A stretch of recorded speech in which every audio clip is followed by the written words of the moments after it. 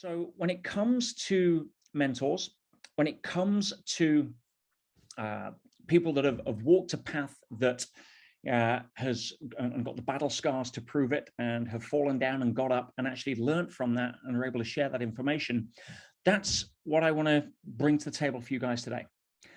The gentleman that I'm going to be handing over to in a moment is an incredible gentleman, and it's somebody that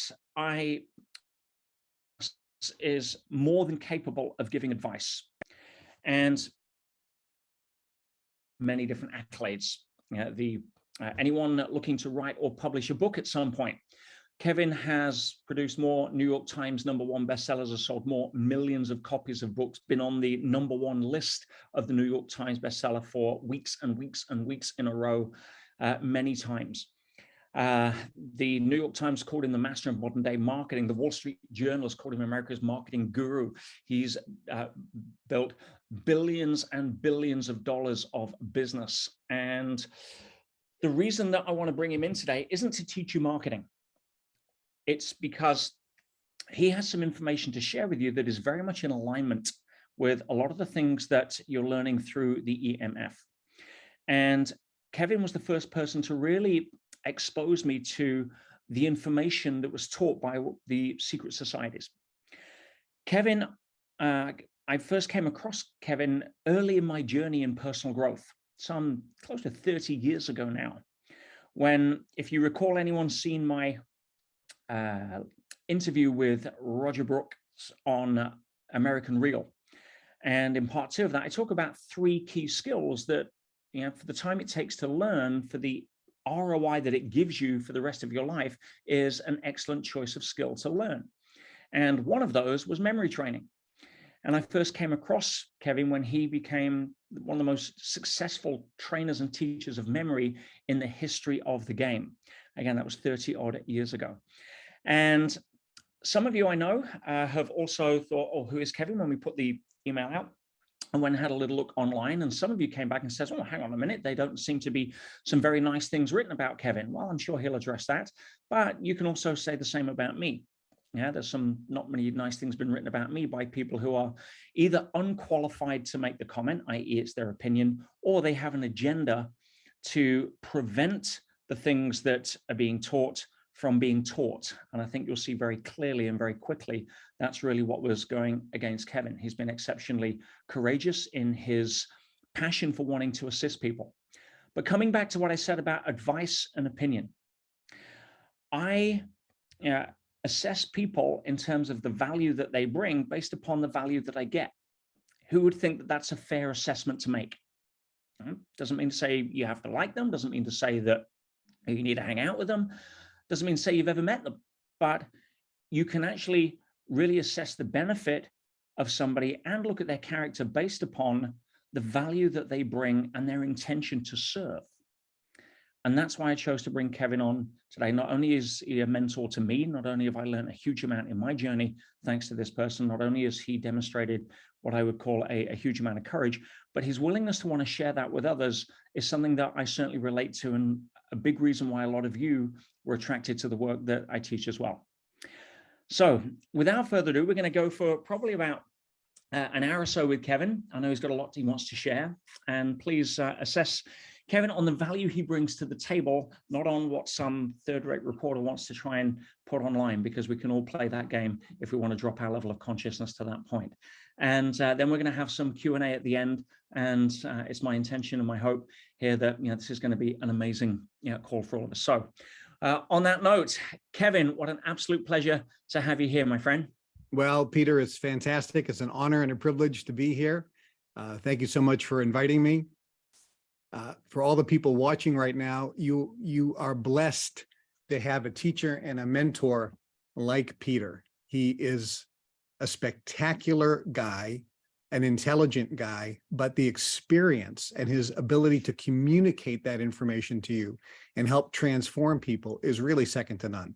So you are all blessed to have Peter as a mentor. And Peter is a very, very dear friend of mine. He's been there. And obviously we both have gone through challenges in our life, but there was a saying by Earl Nightingale. Some people remember Earl Nightingale with Nightingale Coney Corporation. He wrote The Strangest Secret. And Earl Nightingale said, successful people are not people without problems. They're people who've learned how to overcome their problems. And that's really where it comes down to.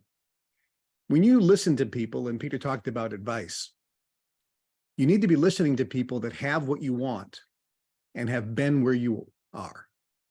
If a person has gone through a rough road and has overcome those things, that person has a lot of experience. Sometimes you call them battle hardened or battle experienced. They have a lot more knowledge than somebody who's been given that silver spoon or somebody who's had kind of a smooth, easy road. They may not know what adversity is or how to overcome it or how to deal with it.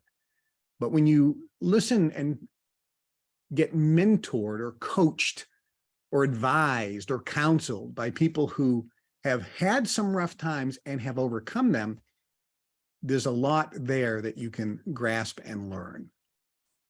Years ago, back in the 70s, and I'm a lot older than a lot of people think, I'm old, but years ago, back in the 70s, I was brought into a secret organization called the Brotherhood. And the Brotherhood worked with Skull and Bones from Yale University, Bohemian Grove, Bilderberg Group, and the highest level of Freemasonry. In these organizations, we were taught success principles, success recipes, success formulas, and also how to move and manipulate energy with the power of our mind, how to create reality with the power of our mind. It really isn't talked about in the mainstream, but this is what is taught behind closed doors. It's not so much enlightenment, which you can learn from Yogananda, the great guru, or different swamis, Muktananda's line in Siddha Yoga, or if you follow that type of thing. There are a lot of gurus out there that I've known and I've been with and I've lived with. I've been down to the home and stayed with a very famous guru, who's a close, dear friend of mine. And that's enlightenment. That's spiritual awakening. But what we're going to talk about today is manifesting goals, dreams, and desires. This is nothing I invented. This is something that I was taught. And when I was taught this, I applied this in real life, and the results were spectacular. When I saw within my organization, it was taught to others and they applied it, they got spectacular results. And in my career, there were people that came into my world in the various companies I had around the world, whether it was the Golf Channel that I launched in the UK, or Shop America, which was a shopping channel we launched in the UK, and a couple other TV networks around the world, or some of the other businesses around the world that collectively have been about $25 billion in sales in today's market.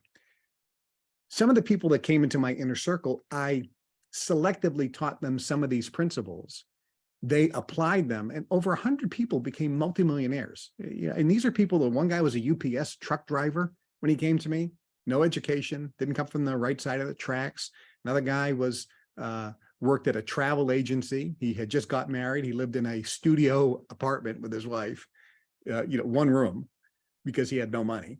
And he's a multi-millionaire today, and on and on and on. The principles work when you apply them.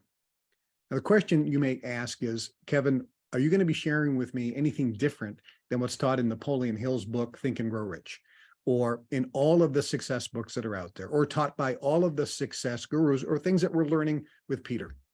Look, there's a lot of people out there that have good communication skills, that know about this material.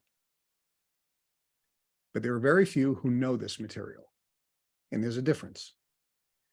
Knowing it is completely different. I was interviewed by a Chinese newspaper, and she was, the reporter was asking me about China. What do I think about China? And I said, I've never been to China. She goes, but what do you think about China? And the politics, I don't know. I don't have an opinion. I've never been there. I would just be sharing you some off-the-cuff opinion about something I know little about, but clearly something I don't know. So there's a difference between knowing and knowing about. So I'm going to share with you a recipe, and you can write these down. I think there's some very powerful notes here. Some of you may think, well, this sounds similar, but it's really not. Now, it's a recipe for manifesting goals, dreams, and desires. Is it the only recipe? You know, in America, we have chili cook-offs. I don't know if anyone of you have eaten chili before. Some people like chili, but in America, it's a kind of a big thing. We have these chili cook-offs, And, 10 or 20 chili expert cooks will come in, cook their best chili, and then we'll see which one has the best chili. Well, chili is chili. I mean, it's got like a tomato base. It's got some ground beef in there. Sometimes they put beans in there. There's only so many different spices and things. However, everyone's chili recipe is different. Some people use beans, some people don't use beans. Some people use onions, some people don't use onions. Some people use ground beef. Some people brown the beef first before they put it into the tomato base. Other people just put the raw beef in the tomato base. There's all these different methods of cooking it, and different ingredients and different ratios to one ingredient to the other. And invariably, all the chilies are good. There's no bad chili there. But one of them maybe wins the prize. I'm going to share with you something that I know works. It's worked not only for me, it was taught to me in the Brotherhood. It's worked for people, everybody that I've talked to. That I remember I was in this guy's house. He had a $35 million mansion in Palm Beach. He had all the, the servants there, full crew of servants, the butler, the maid, the chef, the bodyguard, the gardeners, all full-time. Super wealthy guy, Wall Street guy. And I was asking him, does he use these principles? And as I outlined him, he looked at me and looked at me and looked at me, and he said, I've never really thought about it, but now that you mention them, that's exactly what I do. So sometimes very successful people innately know that these principles are what is required. They have this innate automatic sense that this is what will work. So I'm going to share with you some things. And if you apply them, I do know that you will see results. If you want to achieve goals, dreams, and desires, there's one thing that is missing virtually from every book that I've read. I mean, you read, and there's a lot of great books, by the way. There's a lot of great courses out there. There's a lot of great speakers and teachers on success. But there's one thing that I've never seen. This is the first thing I was taught in the Brotherhood. They said, Kevin, if you want to change and improve something in your life, if you want to get something, if you want to get and improve your income, if you want a new car, if you want better status, if you want to improve your health, if you want to change the shape of your body, if you want to get over the fear of public speaking, if you want a relationship, a passionate relationship, if you want even enlightenment and basically to have a sense of inner peace and joy, regardless of external conditions, the first thing you have to do is hate the situation you're in right now. You have to experience pain. This is never talked about. You have to look at what you have and start despising it. It's something I can't live with anymore. This negative energy is what condenses. Negative energy condenses. Positive energy expands. You need to have condensed energy first so that you can release that power and manifest things. That condensing of energy, people very rarely do. Think about this. Even in the movie Star Wars, some of you Star Wars, the evil emperor talks to Darth Vader and he says, your anger makes you focus. And it's true.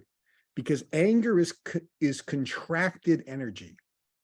I remember I was in Mississippi at a friend of mine's house, kind of in the South in America, a little laid back, slow kind of, country area. He had a nice house with a big porch on it. And it was kind of an old porch made of wood, wood planks there. And he had this old hound dog, this big old hound dog, like you would in the South in America. And I remember I was sitting out there and we were both in rocking chairs drinking some iced tea. It was a hot summer day. And this hound dog is lying on the porch. And every once in a while, the hound dog would kind of gently raise his head and he would whine. He'd go, oh, and put his head back. And me and my friend are talking. And a few minutes later, the dog would go, oh, put his head back. A few minutes later, he'd go, oh, and put his head down. I said to my friend, I go, what's wrong with your dog? And he goes, oh, he's sleeping on a nail. And I said, well, why won't he move? And he said, well, it doesn't hurt him that bad. Think about that. It's like, okay, it hurts, but not enough to make me want to get up and move. Do you understand this? You need to have hurt that you are not going to take this anymore, so much that it condenses the energy so that you can move, that you have to move. There's no other choice but move, which means create what you want in your life. Without this element, you don't have motivation, you don't have inspiration, you don't have drive, you don't have enthusiasm. These are the key elements of manifesting things in your life. People who manifest things in their life, they jump out of bed in the morning because they need to make something happen. They're focused, they're excited, they're determined, they're enthusiastic, they're motivated, they're driven, because you're not being driven by wanting something. You're really more driven by eliminating the pain that you have. This is very powerful. You see, when you really look at, you want a new car. Oh, my car's fine. You want a new house. There's nothing wrong with this house. You're never going to get a new one. You got to start looking at this house and go, I'm sick of this place. You need to get sick and tired. As the saying goes, you need to be sick and tired of being sick and tired. You need to get pain. You need to have hurt. You need to basically look at this with disgust, because this is going to contract that energy so that you can make a decision. You see, that contracting of energy, that pain, forces you to make a decision that I'm going to change this. That's it, period. And that decision in the universe, if you could actually see energy, and I've seen people make decisions, and I see how the energy shifts in their whole field. And I tell them, let me tell you what's happening. And I can point out what's happening going, that's exactly right. The whole universe is like yawning at you. When you say, I'm going to increase my income by 50%. Yeah. My dream is to get a new car. Yeah. My dream is to lose 20 pounds. Yeah. And the universe goes, okay. Oh, all right. When you get serious, call us. We ain't getting involved. But when you make a decision, the whole universe stands up and everything changes. And they go, uh-oh.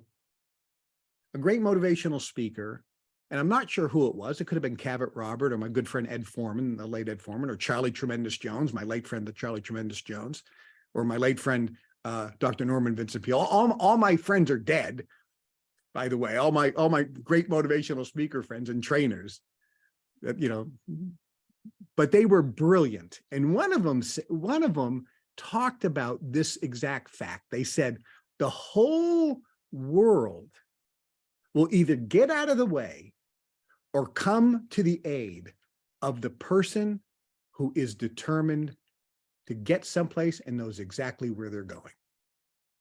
That comes from making a decision.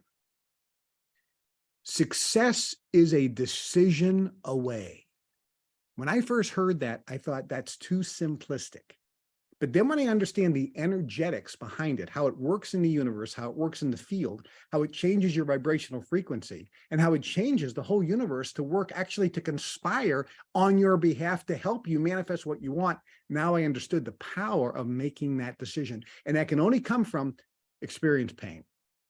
So that's number one. Number two, you need to then, from the point of not liking the house, not liking the car, looking at yourself in the mirror, in your underwear or naked, and getting disgusted. I remember there's the ex-Secretary of State in the United States, Mike Pompeo. He blew up like a balloon when he was Secretary of State and became very, very obese. I saw him on TV and he was thin and in phenomenal shape. I almost didn't recognize him, but I thought, who's this good-looking guy? And I go, that's not Mike Pompeo. And it was. I called him. I said, hey, can't believe how good you look. And he goes, thanks. I go, what happened? And he goes, I looked in the mirror when I was naked. I came out of the shower and I realized how disgusting I looked and how disgusting I felt. And I just got so disgusted. I just stood there for 5 full minutes feeling disgust. And he goes, that was it. That's all I needed. You understand? See, it's all he needed. He needed to contract that energy. And then he goes, I'm going to look like I did when I was in West Point. He goes, Kevin, then that day, not the next day, that day, I started exercising and changed my diet. That day, I was determined I was going to change this. Do you understand that? You have to get that discussed. But that drives you when you're disgusted with how you look or your car or your income or the fact that your bills aren't paid or you can't do the things you want. You can't, pay for education for your kids, or you can't get the things you want. You can't travel the way you want. You can't go where you want. You can't live the lifestyle you want, whatever it is. That's when you can then clearly define what you want. As Napoleon Hill says, define your dream. Because he actually lays this out in the phrase, define your dream and get a burning desire for its achievement. That's fine. I'm just changing the order here so it's clear. The way you get the burning desire, is by the pain. That gives you the burning desire to get something, because you're really burning desire to change something. So it's this beautiful balance between, I want to eliminate this and get this and replace it with this. It's a balance. But it only comes not from wanting, it comes from the pain. So define from the pain. You don't like the car, you're tired of it. Define exactly what you want, specifically what you want, and expand that dream. Create what you can call an ideal scene. What's the ideal scene for your life? What's the ideal scene for your relationship? What's the ideal scene for your health and the way your body looks and feels? What's the ideal scene for your enlightenment state, your joy, your love, your bliss, inner bliss? I mean, you want to be in a state of high consciousness and awareness so that regardless of what people say to you, regardless of what people write about you, regardless of what people do to you, regardless of your circumstances and conditions in life, you still are experiencing within you this everlasting joy, bliss, and peace that surpasses all human understanding, because you know who you are. Isn't that, maybe that's not important to some of you. Someone says, let me make a lot of money first, then I'll worry about being banged. Trust me, Kevin, money will make me happy. Okay, well, it won't, but make a lot of money, and then you'll figure out that that doesn't give it to you, and then maybe you'll go down a different road and do them parallel. There's nothing wrong with having financial success, but it's not going to give you really what you're seeking. Hey, there's a lot of successful people out there. I remember Robin Williams. What a talented guy. Actor, comedian, beautiful, beautiful person, giving, generous, so depressed, so miserable his whole life. He had it all. Everyone loved him. Everyone loved him around the world. He had a wonderful family that loved him. Friends loved him. The public loved him. No controversy. Depressed, miserable, kills himself. Why? Because all those things aren't going to give you that something that's missing, that magic. But that step 2, define your dream. Expand your dream. What is your ideal scene? So create exactly what you want. If you want a new car, what kind of car? What color? How much does it cost? Have you done some dream building? Think about exactly what you want. That's step 2. Step 3 is a magical step. You have to write it down. Write down what you want. Why? Why is that so important? People foo-foo this all the time. If you look at energy, first part of energy is a wave. An electron is a wave. When it's observed, it becomes a particle. This is how energy works. When you have a thought about what you want, first, it becomes a wave. When you really focus on it and think specifically about what you want, it becomes a particle in the universe or in your field. So I can look at somebody, for example, and I do this on one-on-ones all the time, and we'll get on the phone, and I'll say, red Porsche. And they'll go, how did you know that? I go, it's right in your field. I can see it. It's like clear as a bell. You're really focusing on it. So they converted the wave into a particle. So it becomes real mass in the field. But in order to convert it into the physical universe, you have to take a piece of paper and you have to write it down. So you have to write down specifically what you want. Somebody says, well, can't I just type it into my computer? Yeah, you can. It's better if you write it down because there's more mass. You're adding it into the physical universe at just a higher level. You can then transfer it into the computer. That's fine. And there's nothing wrong with typing into the computer. Just a little better if you write it down and get into the habit of doing that. Writing something down changes everything. Zig Ziglar, some people don't know who he is. He was a very good friend of mine. We traveled around the world together with Brian Tracy, another good friend, Charlie Tremendous Jones, Ed Foreman. They're all good friends of mine. Brian Tracy's still alive, by the way. I was just talking to him the other day. Wayne Dyer, all these guys all say the same thing. The must, write down specifically what you want. I was just talking to a guy the other day. We were doing a one-on-one session. And he said, I learned this from you years ago, Kevin. And when I did, I got so excited. I grabbed a piece of paper and I wrote down about 20 things that I wanted to accomplish. And I put that piece of paper away and I moved. And he goes, 6 months ago, I was going through all my old boxes and I found that piece of paper that I wrote about 4 years ago.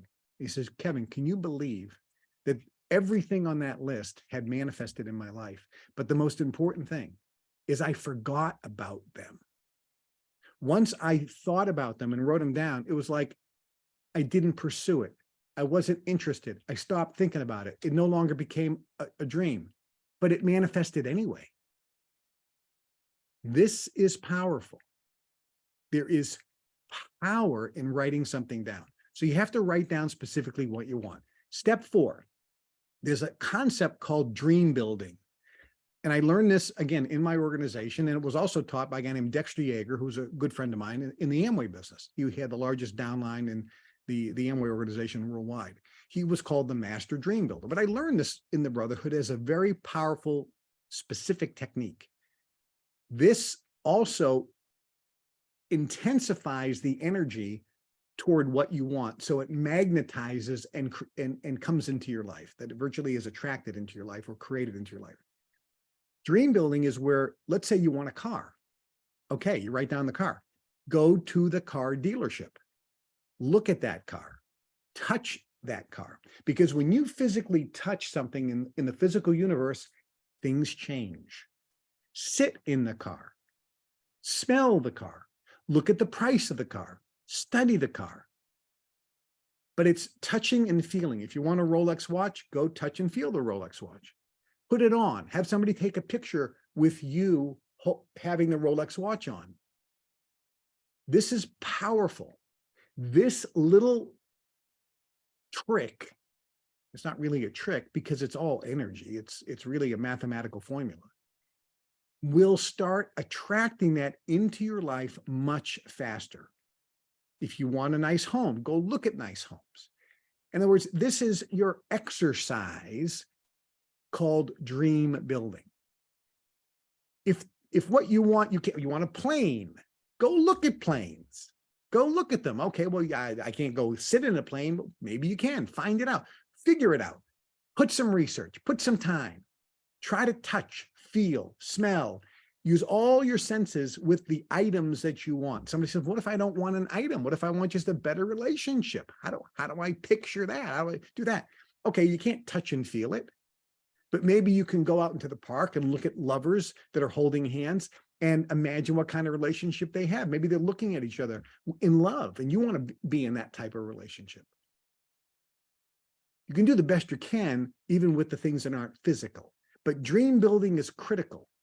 Back before the computer, some people wanted to travel and they said, Kevin, how can I dream build? I want to go to Tahiti. I want to go to, Bora Bora. I want to go to the Maldives. How do I dream build? I go to the travel agency and get brochures. So they would go to the travel agency and get brochures. It's even easier now. You can just go online and print everything. So it's perfect. Get pictures. Years ago, we called it a dream board. Then the name changed to a vision board, which is a big old board where you put pictures of all your dreams, all the things you want. So you can look at it and see it and focus on it. And it is a reminder of these are the things you want. Dream building is critical. Dream build. Next, when you know what you want, here's the formula or the recipe at this stage, and it's a critical recipe. You have to see yourself in possession of what you want to attain and feel now as if you were actually in possession of that thing.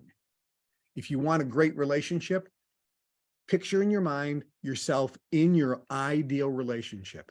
You and that your lover holding hands, looking at each other. She's looking at you, he's looking at you in so much love. You're looking at them and feeling your heart flutter. Can't keep your hands off each other. You talk. You just love communicating. You love being in each other's company. You laugh. You have great passionate lovemaking, et cetera, et cetera. Whatever your picture is, picture that and then feel now as you would feel if you were actually in possession of what you want.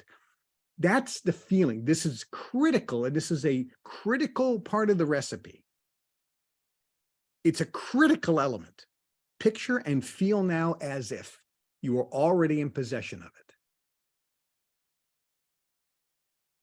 Sounds simple. We can do this. And this is where almost everybody screws up. If you feel like you want and need something, if you feel like you lack something now and your emotional state will change once you get what you want, you will never attain it. Because if you're feeling lack or wanting or needing or have to have, nothing will happen. So the secret sauce here is after you picture yourself in possession of what you want and feel now as if you were already in possession of it, you're in that state. I'm actually in possession of the Porsche. I'm driving the Porsche and I feel great, man. I can't, this is such a great feeling because look at all my friends. Oh, I feel great. You know, I feel on top of the world. Yeah. Look at them. I know what they're thinking. I know what they're talking about. Me. Yeah, I'm doing, yeah. Success is the best revenge. Here's the magic. Then you have to release and let go of any attachment to actually having it. You actually have to then say, but it's totally okay if I never get that Porsche. And when you release the attachment to having to have it, when you say, but it's totally okay if I never get it, maintain the same feeling. So you release the Porsche. I no longer have the Porsche, but feel exactly the same way. This is the magic. Because now you don't care if you get it or not. Because who cares if you get it? You're already feeling the same way as if you did get it. And since getting it, really, I want to get it because I want to feel that way. But wait a minute, I'm already feeling that way. Sure, I still want it. I mean, I'd like to get it. It'd be nice to have, but I don't have to get it. Because I'm already feeling as if I had it, even though I don't. So I really don't care if I get it. When that happens, the magical thing occurs in your life. You're the one who says, when I least expected it, that's when it happened. We've all said that, when I least expected it. Why? Because you released, you surrendered, you let go the need of actually having it. So you weren't even expecting it anymore. That's when it comes. That's the power, the release. Next, number 7. You have your dreams, your goal, your big picture item of what you want. But realistically, that ideal scene for your life could happen 5 years from now, 2 years from now, long time. It's a dream. Now, doing these steps eliminate what Gordon Ramsay told me. Gordon Ramsay said, you have to have a dream, but you can't live in a dream world. In other words, you can't be delusional. So you have these big dreams. You feel now as if you were already in possession of them. You release the attachment to them, but you're going to be in a dream world. You have to do the next step. The next step is you break down that dream into a singular chief aim. A chief aim is something that you know you can attain in 6 months to 1 year. Not a dream, not a wish, but it's something you can attain within 6 months to a year. This is where a lot of people miss Napoleon Hill's statement. Napoleon Hill is famous for saying, whatever the mind of man can conceive and bring itself to believe, it can achieve. But they forget the comma. There's a comma there and it says within reason. So he says within reason. I remember Zig Ziglar was, giving a motivational speech, you can do anything, real rah, real enthusiastic. You're a winner, whatever you can dream, you can achieve. And the reporter grabbed us after the presentation. We were sharing the stage that day. And the reporter says, hey, you're a pretty positive, motivated guy, Mr. Ziglar. Yep. So do you think you can attain anything and do anything with a positive attitude? And Zig said, actually, you can't do anything with a positive attitude, but you can do everything better than with a negative attitude. And I laughed. And that made really sense. Can't do anything, but you can do everything better. So your goal has to be reasonable. Your dream can be unreasonable. Your vision, your dream can be so big, it may take 3 lifetimes to accomplish. So your dream can be unreasonable. And the bigger your dream, the better. But then you have to now get realistic if you really want to make things happen, because you have to come out of the dream world, out of delusion, out of fantasy land. Hey, welcome to fantasy. I see people all the time. I'm going to do this and this and this. And I go, welcome to Fantasy Island. You're nothing but a delusional person. And they're like, what are you? I go, you're delusional. Smack, smack, smack. And I'm doing this because I love them, not because I'm being mean to them. I don't like being mean. I'm doing them because I want to snap them out of their stupid state and get them so they can actually manifest stuff. Because they've been saying this for 10 years and they haven't moved in their income. Nothing's changed in their life. It ain't working. So you have to break your dream down into a chief aim, something that you know that you can achieve in 6 months to a year. Hey, let's say you're 30 pounds overweight. My chief aim is in 1 year to lose 10 pounds. Well, heck, you can do that. That's not impossible. That's not even a stretch. So your chief aim is something you can achieve within 6 months to a year. And let me tell you a little secret here. I was with a guy, we were doing a business deal. And the company was doing about $100 million, I think. And we were taking it public. And he says, okay, what's the estimate for the next year? And I says, oh, I think we can hit 200 million. I think we can hit 200 million. And he took his pad of paper. He had a pad of paper because he was writing notes. He took his pad of paper and he threw it at me. Now, this guy's worth hundreds of millions of dollars at the time. In today's money, probably close to $1 billion. And I go, what did I do wrong? And he goes, you give me a number that not only that you know that you can hit, but you know you can beat. And I said, wait a minute. Are you telling me that if I told you we can do 200 million and I came in at 190 million, that's not good. But if I told you I can do 110 million and came in at 115 million, that's better? And he goes, yes. I go, no, it's not. 190 million is more than 115 million. And he goes, it's not the number. It's beating your estimate. That creates a win. Once you get a win, you get momentum. Success or a win builds confidence. And then confidence creates activity. Proper activity creates winning or success habits. Success habits creates results. Results creates more success. So success creates it's a momentum cycle. So when you set a chief aim, you have to set a chief aim that you know you can hit and you know you can do it sooner than the time limit you put it on. So the chief aim has to be specific with a time limit, but it's got to be set up so that you know you can win. Listen, this is a game, and you're writing the rules. Write the rules so that you always win, because that creates success. It creates confidence, it creates momentum. We see it in sports all the time. Teams not doing well, and then they say all they're trying to do is get some little victories here so they can build some confidence up. You need victories, you need wins. You need to set a goal and not only achieve it, but surpass it, and surpass it sooner than the date that you put. This creates momentum, confidence. It's a momentum cycle, very powerful. So break down your goal, your dream into a chief aim, something that you can easily hit within 6 months to a year, that you know you can. Then you break down that into an objective. Now look, let's look at military. Military is a good example of this.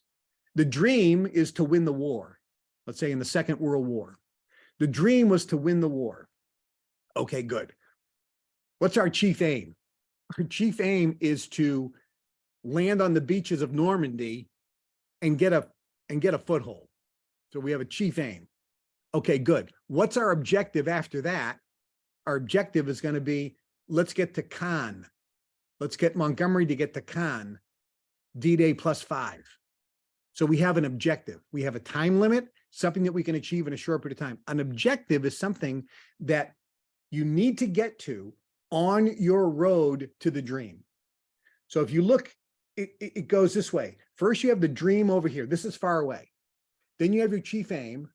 And then over here, you have your objective. And here's you. So you're going, in order to get to the dream, I have to hit this objective, this chief aim, that gets me closer to my dream. And every time we attain or reach an objective, reach our chief aim, we set a new chief aim and a new objective. And then a new chief aim and a new objective. This is how people build things. They're always going toward the target. They know where they're going. Having specificity is really significant and important. So you have to have your chief aim and you have to have your objective. And again, they must be written down. Right on that wall over there, I got my dream, right below, and then at the top, and then right below it, I got our chief aim. And then right below that, I got our objective. Now, the objective is something that you're going to, sometimes you can call that a goal, an objective or a goal. That's something you want to achieve within 1 month to 3 months. And again, something you know, as long as you do the actions, you can get it. It's not fantasy. It's not something that's, outrageous. It's reasonable. So set your objective, write it down. With your objective, when you look at your objective, and here's where the rubber meets the road. Now you say, what do I have to do? What action step do I have to take tomorrow? What is the action step? Okay, I want to put on an event in September. Okay, so what is the action step? That's an objective. Could be a chief aim, could be the goal, something you want. What are the action steps? I have to find a hotel that has the room and the availability on the dates I want. I have to sign a contract and negotiate the contract with the hotel, the rooms, and the AV. Then I have to put up the registration on a website. Then I have to market it. You can think of all the things. So you grab a piece of paper, my friends, and you start writing all of the action steps that are needed, the actual action steps that are needed. Or if you don't know the action step, you write down the end result, like get contract signed. That's an end result, get contract signed. In order to get the contract signed, an action step is I need to call Tammy at the Hyatt. That's my action step, and tell her to send me the contract. The next action step is to read the contract. The next action step is to call Tammy and negotiate the language of the contract. Do you understand? My objective is sign the contract, but there's a lot of action steps that have to be written. Write them down. When you write this down, the whole universe now realize you are serious, because you're actually writing something in the physical universe by writing it down. You can put it on a computer later, that's fine, in your to-do list or however you do it. I use a paper system, but you can use a digital system. But your to-do list, your action steps are critical. And every day you have to look at your dream, your chief aim, your objective, and your action steps. And you have to say, am I getting closer here? Am I getting closer? So how do you do this? You chart your progress, the last step. You chart your progress with statistics. Everything has to be measurable. Otherwise, you will confuse activity with accomplishment. And that's not my phrase. I learned that from Zig Ziglar. Confusing activity with accomplishment. Most people do that. They're not getting anything done, but they're always busy.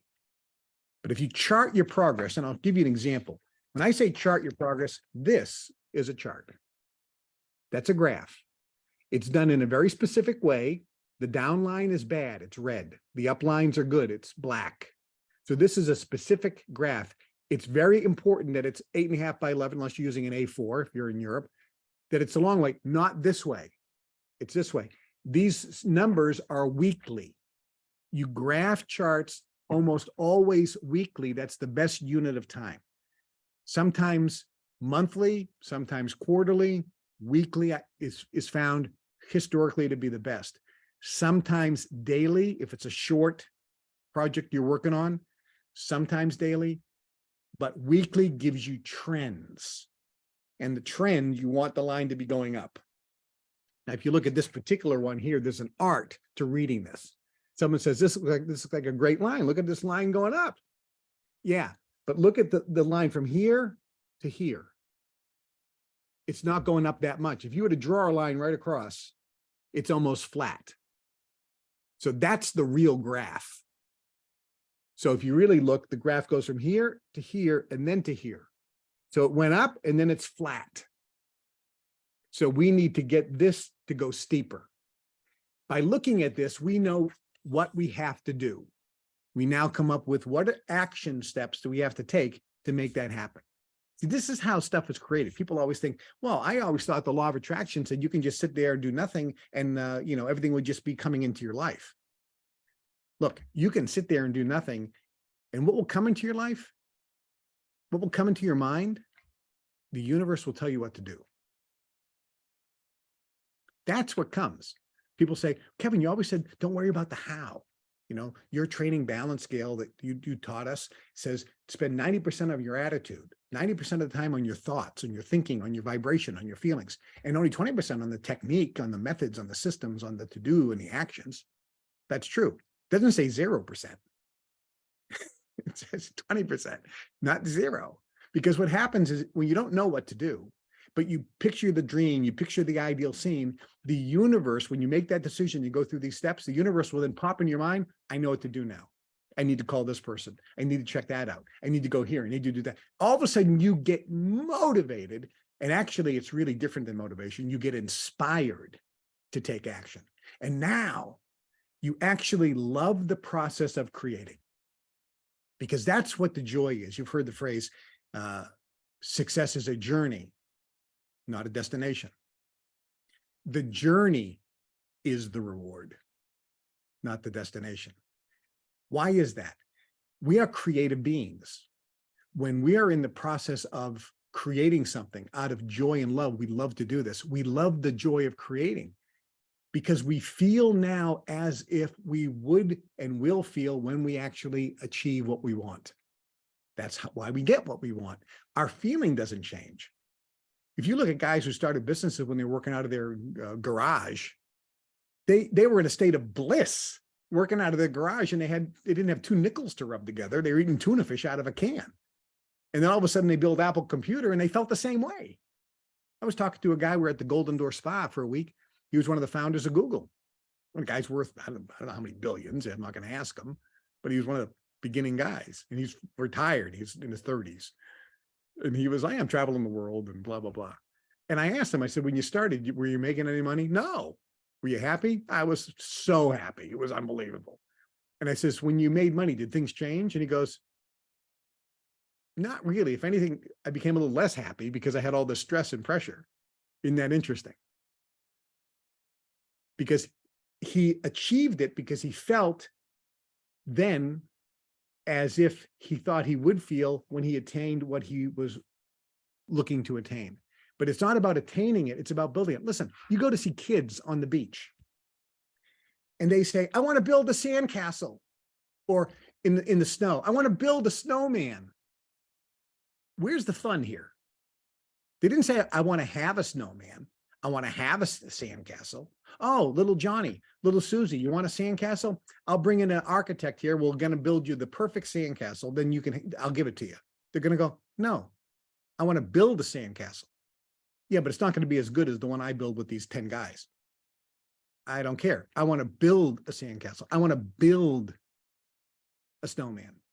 I want to build a fort, even though it's going to be terrible. Because they don't want a fort. You understand? We love creating. So when you follow these steps, you all of a sudden get in alignment where you're now creating. And that gives you immense joy, even though you don't have yet what you want, because you've also released the attachment to it.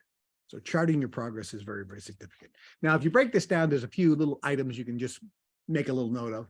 All these items are incredibly significant.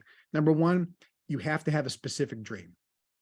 It has to be specific. It has to be clear, because you can't hit a target that you can't see. Neither can you hit a target you don't have. So when I ask people, what's your goal? What's your objective? Well, just live a good life. Okay. Nothing's going to change in your life. You got to have something specific, even if it's small. I want to get a little garden in my backyard. I want to clean the garage. What's your goal? What's your chief aim? You know what my chief aim is? Organize my closet. Perfect. I mean, it's no wrong dream. I want to organize my closets. Okay, that's your dream. Now let's set a chief aim. I want to organize one closet. Good, let's set an objective. My objective is I want to make a plan, write down a specific battle plan to organize that one closet. That's my chief aim. Good, what's your action step? Spend 5 minutes writing the battle plan for cleaning that one closet. Okay, I mean, it can be as simple as that. And this is how stuff gets manifested. So you have to have a specific dream. Number two, it has to be measurable. You need to be able to chart it and graph results. You have to graph results. Otherwise, you don't know if you're succeeding or not. Next, and there's a little thing here, which should be an automatic, but I'm going to mention it. Your dream has to be your dream, not somebody else's. My mom wants me to go to law school and be a lawyer. Okay, but that's not your dream. I had a buddy of mine who actually said that. My parents want me to go to law school. I go, you want to open up a bar. You're an Irishman. You love to drink and you're a funny guy. You want to open up a bar and have comics there.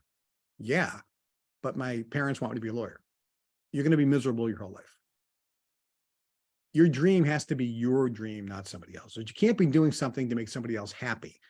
It's going to be your passion, your dream. It's got to be written down. We talked about that. You have to make that decision. We talked about that. And if you do all these things, you will know you're in alignment, because you will have a magnificent obsession, and a love for doing the action. You'll be the guy who stays up till midnight. You see it in the movies all the time. The guy's working and working, and he's just like so passionate. And the wife says, "Are you coming to bed?" No, honey, I'm right in the. And he's because he's just like so happy. I'm building this thing. I'm doing this thing and doing. And then he wakes up the next morning before she does, because he doesn't even want to sleep. He just wants to get back in this workshop and work on this invention he's working on, because he's just so passionate about it. All people have this obsession, this passion, this love of doing and creating. They love the actions. And that'll happen to you if you're in alignment and follow these steps. Magic will occur. Magic will absolutely occur. Peter, I'm going to turn it back to you. Kevin, thank you so much. And again, absolute gold in that formula. Nothing you need a PhD for, nothing you need 20 years as a rocket scientist for. Follow the steps. Don't get it confused. And I think you've had a huge amount of value. I'm a huge fan, as you know, and a couple of questions, if I may, and I've been collecting some stuff out of the chat as well. I think might be able to be super useful. What I love to start with is the point you mentioned about hating the situation you're in. Now, a lot of people kick back initially on that because that's all, the sort of the positivity, and I want to stay in gratitude, and you love the future into reality. You don't, you fear the future into reality. You don't want. What came to my mind is really when you start an engine. You have a Ferrari, you press the starter button and that kicks that starter motor around. If you don't have something that kicks that starter motor, you're not going to start the engine. Now, you don't run the engine on the starter motor, right? But yeah, you need that first thing. And a lot of people are sitting there with in a metaphysical Ferrari, but they're not pressing the starter motor that really locks them in on that. And is there something you can sort of clarify a little around that, just so people not get confused? Yeah, it's a great point, because this is something that we in the personal development field, we talk about gratitude, looking at the current situation and not hating it, but actually being grateful and thankful for everything, no matter what it is. That's fine after you do the first step. Okay. The first step is what contracts the energy. And there's what's called sound good advice, which sometimes misses the mark in terms of what's actually occurring. I'll give you an example of this. For golfers out there, there was a great golfer named Ben Hogan. And Ben Hogan had a photograph where he was hitting the golf ball. And this photograph was taken back before they had high-speed shutters. So anything that was moving when they took the photograph was blurred. And in this photograph, it said, Ben Hogan is holding his release until the very last minute. And that's what it looked like. And that's what everybody taught. And one golf genius looked at that same picture and said, wait a minute, if he is holding his release, which means holding his wrists and not moving them, the club head would not be blurred, because the club head wouldn't be moving. But the club head in this photograph is blurred, which means it's moving like that, really incredibly fast. He's not holding his release at all. He's released the club head.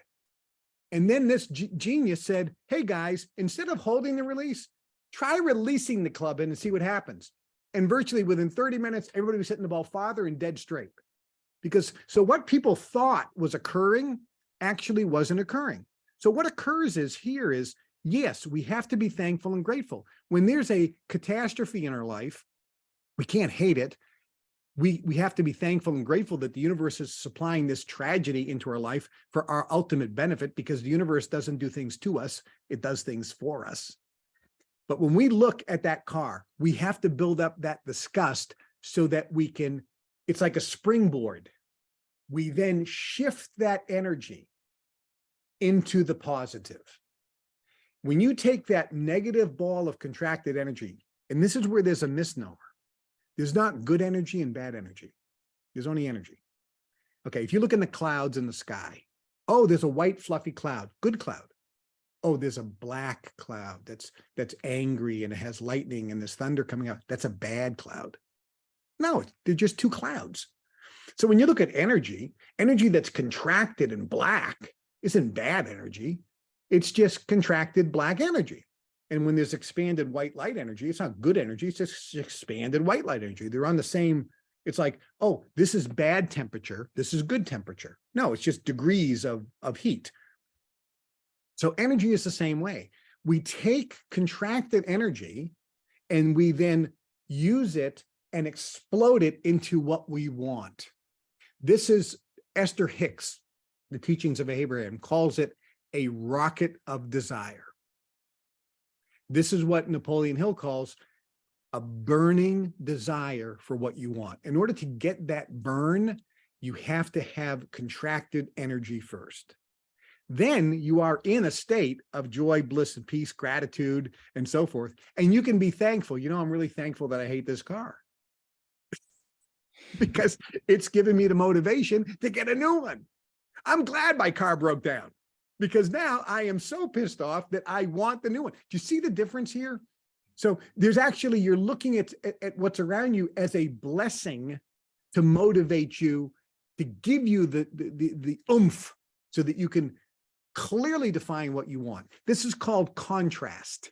And unless you create contrast, you can't clearly define what you want. If you're in a crappy relationship, just look at all the things you don't like about it. That will help clarify what you do want. And then focus on what you do want with, obviously, love and gratitude for the crappy relationship, because it allowed you to clarify what you want. Beautiful. But it starts, like you just said, that was a beautiful example, that starter on an engine. You got to get the juice going. No, outstanding. And I'm just going to add a clarification here to Angelique in the chat as well. She says, "Oh, being disgusting at yourself or accepting yourself." There's a difference here between when you look at your body in the mirror or you look at your banker, you're not being disgusted with you. You're not attaching an identity to that, because that can backfire. What you're disgusted at the situation. Now, so it's like, I look at my body, it's like I'm disgusted at the body. But if I sit there and start getting upset that, I'm disgusting, then we're off on a different tangent. Big difference. And that's a very good point, Peter, because you don't criticize the performer, but it's okay to criticize the performance. Bang on. Okay. And we can't be delusional. We have to be honest. And if I look at my body and say, you know something? Okay, I don't like the way my body is. I'm a great person. I'm a wonderful being. And if I want to change my body, I can. Now, guess what? If you're 350 pounds and you look in the body and say, you know something? I love my body. There's nothing wrong with that. There is no disgusting body unless you choose that you want to change it. So there is no disgusting bodies. There's no perfect body or anything like that.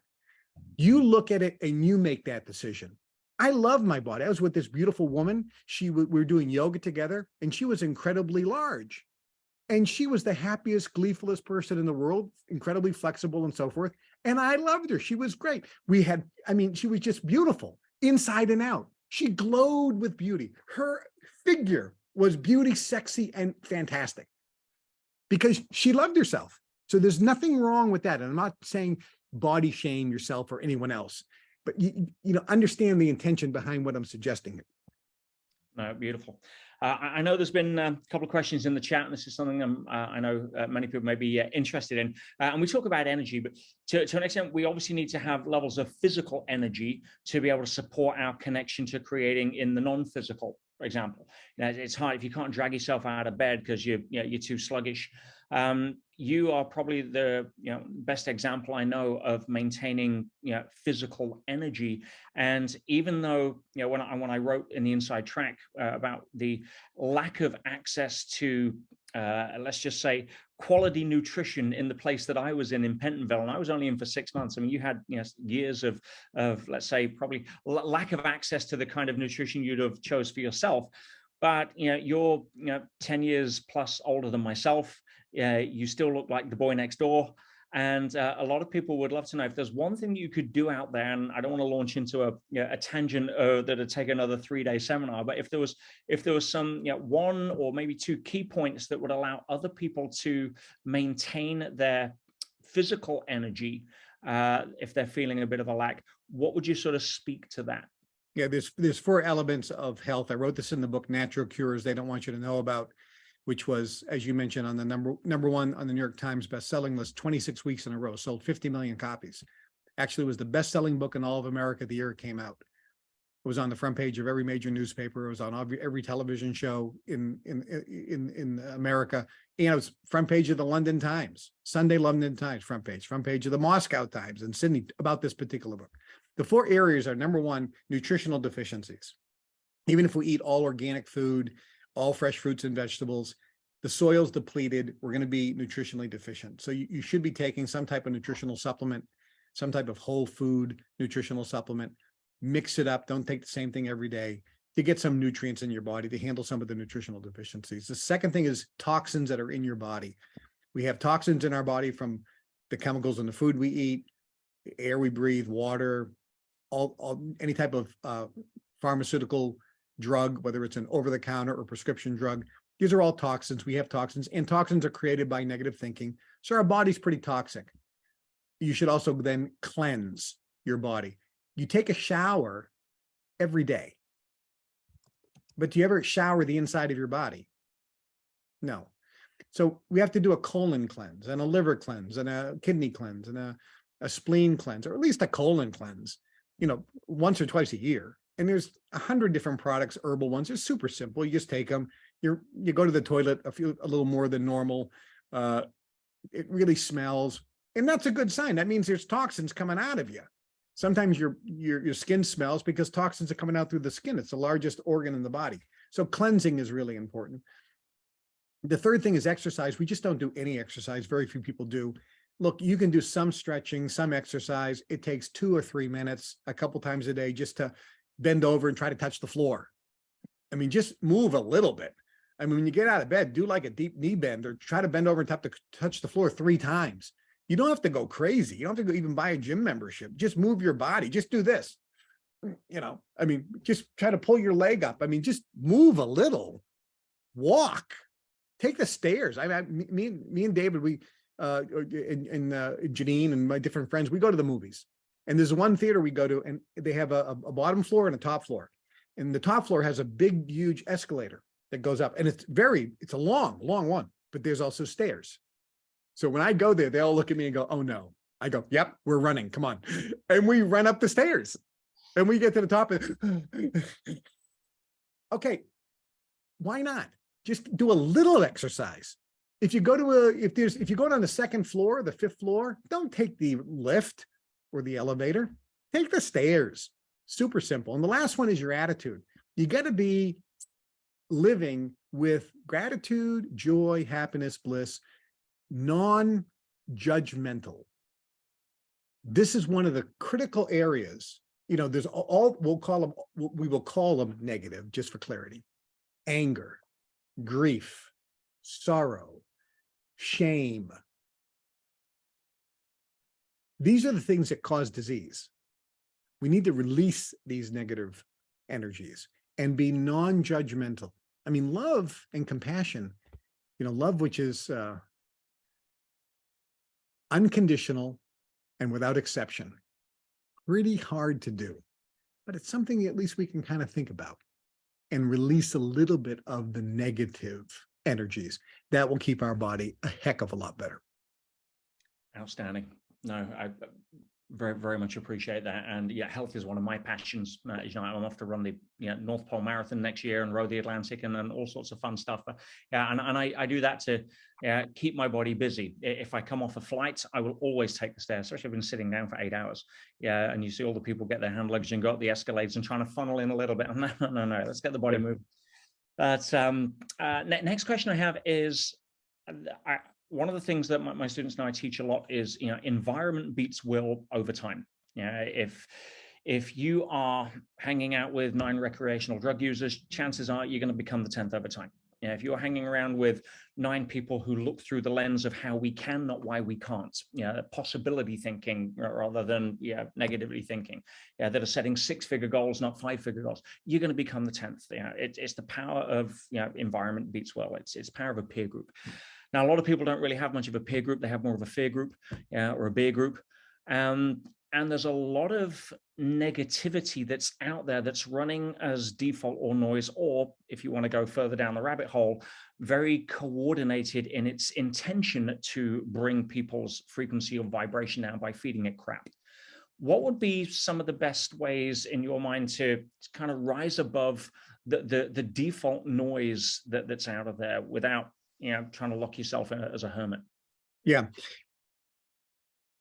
What you just described is a key element of success, and one of the greatest kept secrets of success. It's association. It's who you associate with. Who do you spend time with? Research has shown repeatedly that your income is the average of your 5 best friends. So what you said is, Peter, is 100% correct.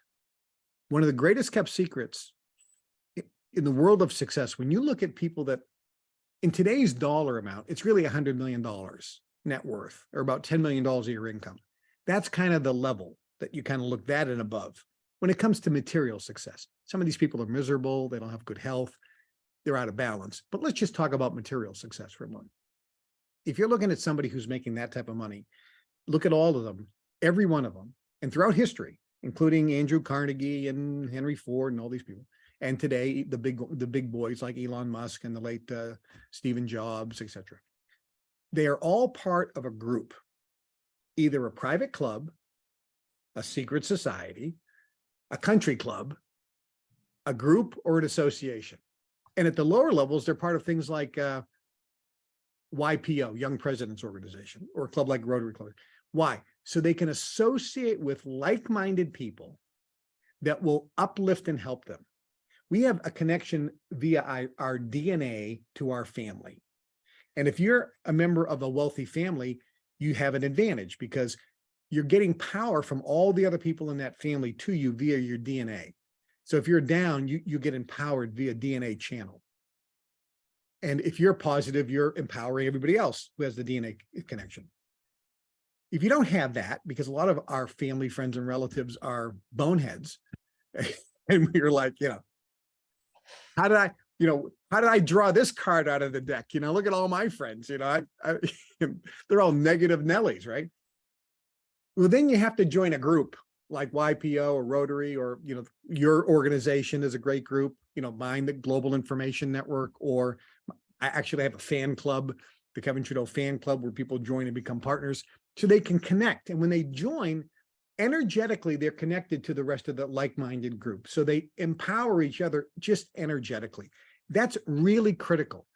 Every successful person is part of a group, an association, so that they can pull for others and have others pull for them on an energetic level, not just by giving them the right connection, call this guy, or giving them advice that they wouldn't been able to get someplace else. That's all good. But it's more the connection energetically that these individuals have that make the difference. I was with, CEOs, billion-dollar businesses, and they all are part of groups. They meet once a month, secretly, in homes and things, or the back of restaurants, where they pull for one another. They're all from different industries, but they're all like-minded, and they all want to see each other win. And they're giving effectively love and support to everyone else. So having a support network is absolutely critical. Outstanding. And it's one of the reasons I created the Elite Mentorship Forum. I don't actually have any family yet left myself. Parents are long gone. I've never had brothers or sisters. I don't have any, grandparents were dead by the time I was 6. I don't have any aunts, uncles, or cousins I'm ever in touch with. So for me, understanding association, it really was, how do I create a high conscious group of people? And one of the things I love about what you were committed to, Kevin, was creating something like GIN, for example, the Global Information Network. Now, guys, do me a favor here. I see there's still hundreds of us on the call here. On a scale of 1 to 10, how beneficial has this last hour or so been, guys? Yeah, okay, 11, 100, 99. Yeah, bless you, bless you, bless you. No, it's amazing. And the reason I love putting these calls together is because we don't get information like this in the mainstream. You're not going to have this kind of conversation with the average person you meet on Tinder, guys. You're not going to have this conversation with somebody you meet in the local bar, over a Coors Light. And that's why I'm passionate. Now, as you know, one of the things that I wanted to help people with was USM, which was kind of what I call an entry-level product in terms of financially compared to what you get out there. And I try to create that as effective as I could to help the most people. Obviously, we have the Elite Mentorship Forum, which takes it a step up and has obviously a higher degree of entry to it to justify the level. But what I've loved about Kevin is that since Kevin's return to doing what he does over the last year, he put together something that is as focused on wanting to help people as much of anything I've seen. And as I said, it's a fan club. It's a way of supporting Kevin. And what would it be like if you were to have this kind of call with Kevin every single month? Would anybody be interested in that? Do you think you'd be able to get value from that? Yeah, and then some. And so I asked Kevin if there's a way that we could support him. And if someone's interested, you've had over an hour to see what kind of value Kevin can deliver. And it's scratching the scratch of the surface, guys. And so Kevin actually has a fan club. I'm a part of it. I've been a part of it for a long time. And you can be a member of the fan club where you get, and Kevin will tell a little bit more about it, guys, for $25 a month. Right? It is almost an energetic token to the universe to say that, I'm happy to give something for this level of value, and Kevin over delivers. I'm going to put the link in the chat here now. And Kevin, would you like to share with people what the fan club's about and your intention behind it, and how that can help keep people at this level of vibration? Sure. I had a lot of supporters over the years, and two of them formed the Kevin Trudeau fan club. They asked me if they could, and I said yes. And they begged me to not go into retirement, but to actually continue to deliver the message and train people to achieve success. And I, after many months of thinking about that, because I was heading toward basically just retiring, I decided to do that. So a person can become a partner in the fan club for $25 a month. And what you get for that is each month I do a 2-hour Zoom call live. Partners actually can go online to the website and type in any question they want. And I read every one of them, and I answer every question. Now, I do it energetically first. Then I do the Zoom call, and I pick many of them and answer the questions on the Zoom call. The ones I don't answer on the Zoom call, I'm going to be answering on a live video, and then emailing you and saying, hey, Kevin answered your question. It's on the website. And so the website is going to have all the questions listed with the answers, so that you can then look, and there'll be a catalog of all the questions and answers. My video answer. All the Zoom calls are recorded, and they're also put on the website, so that you can always go back and watch them if you like them, you take some notes. So they'll be there as well. You also get access to annual convention, which is free of charge to partners. So the next one's coming up in the summer here in Chicago. All partners can come. You hang out with me for the whole day. There's no charge. We're not selling you anything there. There'll be a table with some books and things, of course, but there's no sales pitch from the front of the room. It's me answering all your questions, taking photos, telling you how much I appreciate everybody, and a great sharing opportunity. So anybody who wants to become a partner, by the way, they can also, if they really want to, you can give more than 25 a month. There's some other levels there that people join, and there's more value there, but 25 a month would be terrific. So we're going to put that link in the chat so people can go if they want that. It's the ktfanclub.com, but we'll put a specific link that goes right to the partner page. Yeah, I put that in there in the chat, Kevin. And guys, just, every one of you, just copy that link or open a browser with it and leave it there. There's some information Kevin's put on there. Go tune in. I will be honest, there is so much crap in this industry. I've given videos on this. There's so much, and some of it's well-intentioned. It's just opinion, not advice.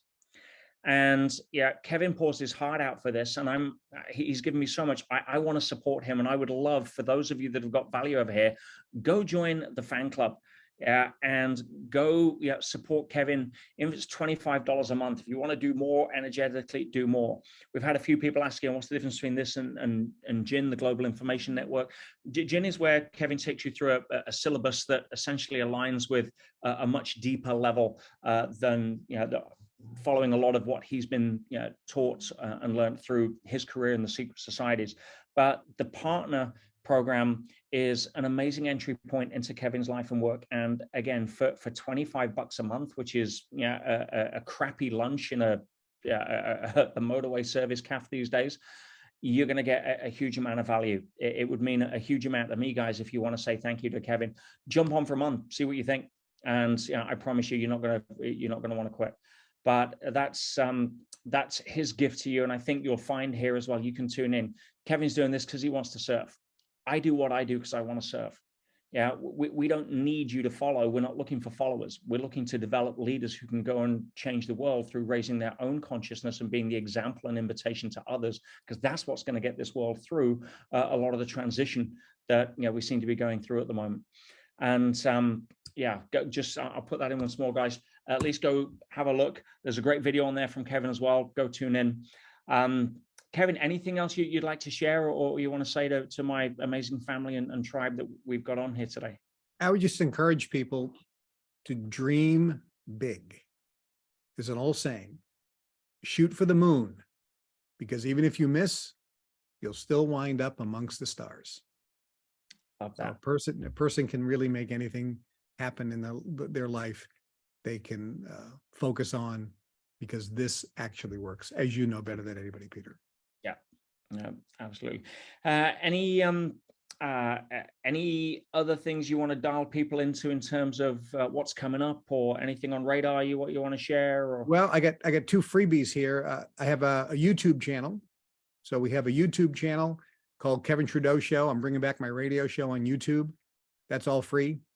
And I have a fan club Telegram channel. If you go to the fan club website, you'll learn about that. On the Telegram channel, that's all free. Sometimes I leave a lot of free training there. That's great.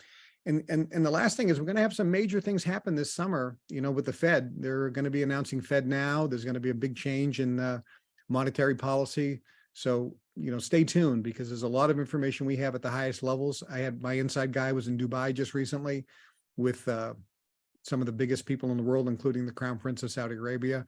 And we know what's happening with the shift away from currency globally to a digital currency run by the various central banks. And we know specifically what you need to do to protect your money and assets. So that's coming too. Stay tuned for that. Yeah, no, it's one of the things I love about Kevin, guys, is that based on where he's come from, he has a huge amount of people that understand his heart and what he's trying to do to help. It was Kevin that first introduced me to the concepts of what I guess you'd call the parasitic elite versus the people that are actually evolving in consciousness to help other people. And yeah, where do you go to actually have access to that level of information? As average people, we don't, period. Yeah, and everybody's got an opinion. Kevin has a Rolodex. I mean, he's mentioned a very small number of names on here of people that we know as legends that he classes or has classed in the past when they were around as dear friends. So I get insight from Kevin. I trust and I believe the integrity around that. And if he's unsure, he'll say he's unsure. But there's a lot of things that when he's sure, you pay attention to. And for $25 a month to get a hotline into upcoming events that can help people, trust me, that's something you want to, that's a phone number you want to keep in your diary.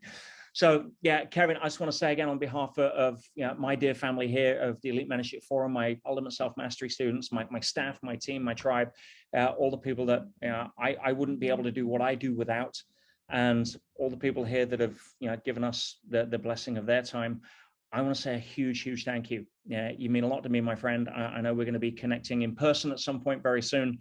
That's no doubt going to happen. And if there's anything that we can do to support you, then just let us know. I'm sure everyone here has had an amazing sense of value from this. And I know that it comes from just an amazingly pure place. So it's been an honor and a privilege, Peter. Thank you so much. If there's anything I could ever do to serve you in any other way, please let me know. And everybody who's watching, you are blessed to have such a great mentor in Peter. There really isn't anybody better out there. So just grab onto his coattails, everybody, because he's going, that train is taking off and you want to be on it. Awesome stuff. Enjoy the rest of your day, my friend. Guys, thank you so much. Stay amazing, and we'll speak very, very soon. Take care.